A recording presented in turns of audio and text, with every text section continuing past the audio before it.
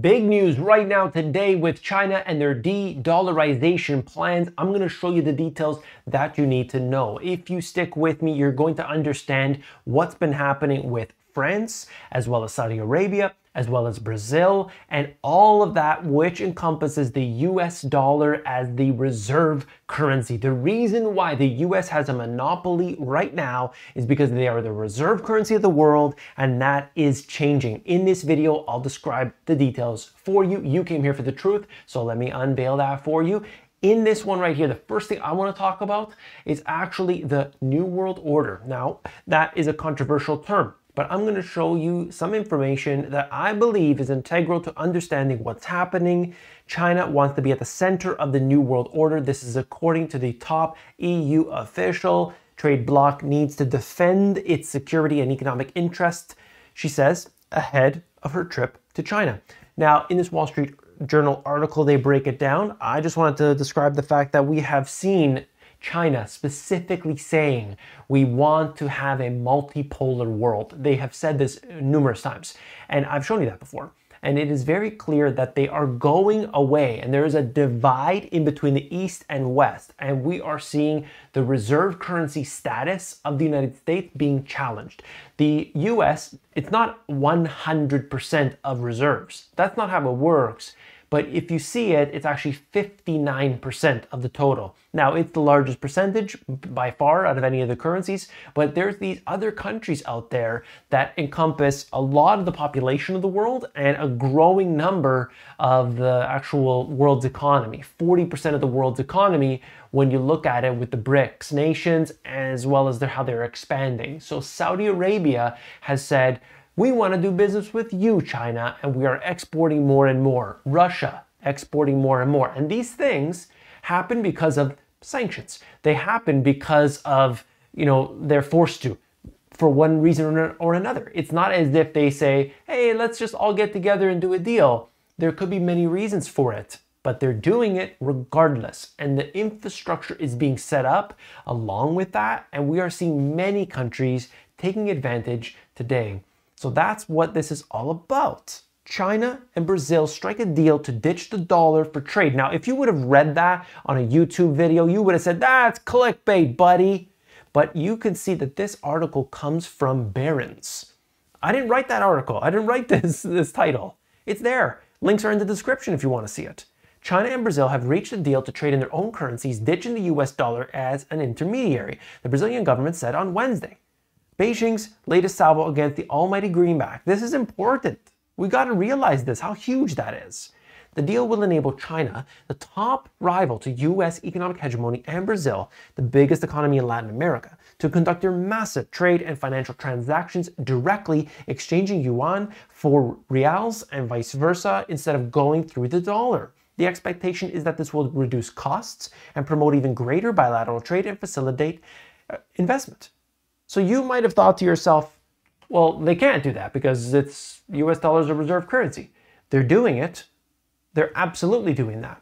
And so during the whole trade war, tariffs, all that, I was watching this very closely, and anybody who was on the channel saw this as well, that China said we are going to buy, let's just say a number, $200 billion worth of soybeans over the next so many years.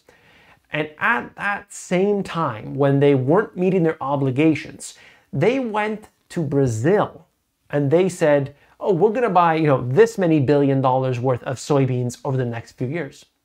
So at the time, they're not fulfilling the obligations to the United States that they said they would. They went to Brazil and bought some from them. Why? Because they understand that they need to have more than one partner. They need to have resiliency and reliance. And so they're not just going to go to one side that clearly these two are not agreeing upon each other. And so they're saying, okay, Brazil, we're going to do some more deals with you. More and more and more and more. And so these things have been happening for years. It's not overnight.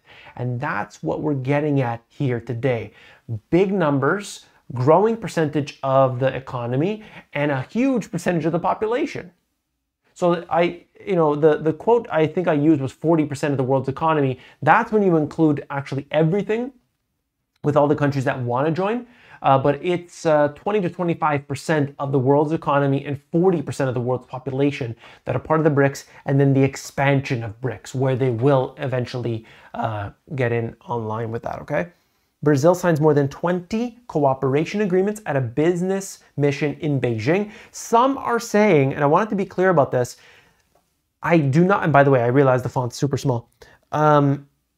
I wanted to highlight something because some people are saying like every company, every jurisdiction, everything, they're all ditching the dollar immediately. And that is not true. Do not believe what they're saying. That is not the case. But it's starting to happen.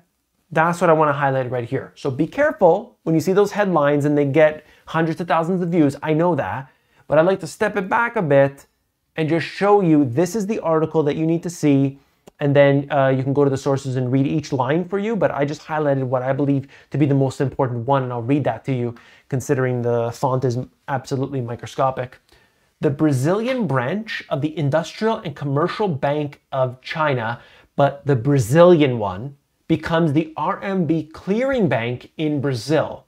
The easing of restrictions on the use of the RMB is aimed at further promoting bilateral trade and facilitating investments with the RMB. So you've got a Chinese bank operating in Brazil, and they are the ones that are facilitating the trade and are doing so using the Chinese currency. So you see, it's not as if the whole country is going away, but that's starting to happen. Okay, it's very clear. So if a Chinese company or Chinese, anything related to China wants to do business in Brazil, they can use this bank. They're going to be able to facilitate that trade in the Chinese currency. It's beneficial for them. There's no sanctions to worry about. There's nothing to worry about. There's no exchange problems. Oh no, the US dollar is so strong right now. Oh man, that's not so good for us. None of that's going to happen. This is how it's going to occur. So I just wanted to really show you that nuance, because a lot of the others won't do that because it's not good for business, right? Not going to get the clicks. But now you know the truth. So here we have it. China settles first LNG trade in yuan. China has completed its first trade of liquefied natural gas, LNG, settled in yuan in the Shanghai Petroleum and Natural Gas Exchange. And this was said to be, oh, that's never going to happen. None of the countries are going to do it. But we see it. It's happening right here. Chinese state oil and gas giants CNOOC and TotalEnergies completed the first LNG trade on the exchange with the settlement in the Chinese currency. That is official. This is not as if it's something coming down the line. It happened. It's happening, and it's going to happen again and again and again. The trade involved 65,000 tons of LNG imported from the UAE, and just shows you that they are going to do this, and they are not stopping. They're not stopping at all. Why would they? They want to have established partners all over the world. Of course they do. China's been looking for years to establish more trade deals in yuan to increase its relevancy of its currency on the global markets and challenge the US dollar's dominance in international trade. I think that is very clear. This marks a very special occasion as far as I'm concerned. Saudi Aramco to build a $10 billion refinery and petrochemical complex in China. Now see what they're doing here? They're making deals. They're having alliances and friendships, because Saudi Aramco, or Saudi in general, they've been shaking hands with China. They've been doing a lot of business with China and said, oh, by the way, we want to join the BRICS. We would love that. And they also said, we would love to do, have a trade within our own currencies. We don't want to use that other currency. So you see what's happening here? This is massive. It's huge. This is a step. I showed you the nuance there, and you got to understand that. But this right here shows us that, yeah, they're actually building, they're actually spending money, $10 billion. It's not as if they just said, hey, let's be friends. That's one thing. But to say this, and by the way, China stepped in the middle of all of these. They're becoming the peacekeeper of the world, which is so odd if you think about it 10, 20 years ago, where we had seen China going in between Iran and Saudi, and they're trying to calm down Syria, everything.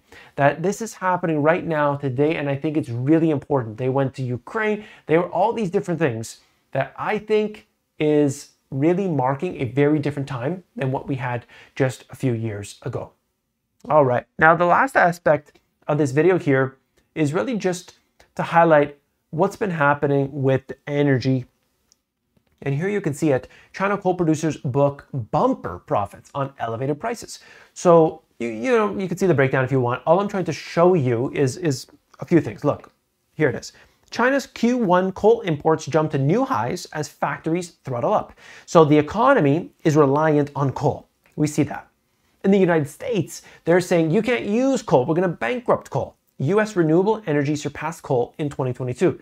Now, you might say that's a good thing and everything. That's fine. I'm just showing you the economic aspect. I don't get into the politics. I don't do that. And here we have it right here. So you could see that China is using more coal than ever before. They are going towards whatever they need to grow. They don't care about any rules and any regulations. They'll do that. They say, we're going to do it. We'll get there. We're building all these solar farms. We're doing all that. That's fine. But they're not going to get rid of their coal. They are not going to actually slow down their growth if it means hitting some targets. Number one priority, get the people from the rural areas to move into the cities. Build a lot of stuff. Even if that stuff is empty, we need to keep the people working. We need to keep the engine turning. And that's what's happening right now. And you could see the details right here. In the West, they're saying, well, you know what, we shouldn't do that because of this and that. And what's going on? They are losing out as a result of all of this.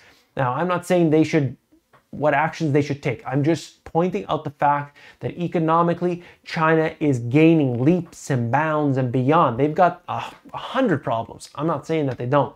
But you could see the alliances that they're making, and they're making smart moves. I would be very concerned about this, okay? And we need to watch it all very carefully. I'm gonna bring you all the details you need to know. I think it's really key, really important to pay attention to all the little nuances so that we don't get the misinformation, okay? So you gotta subscribe to the channel. I'll bring you all the details you need to know. I'll see you tomorrow. Take care.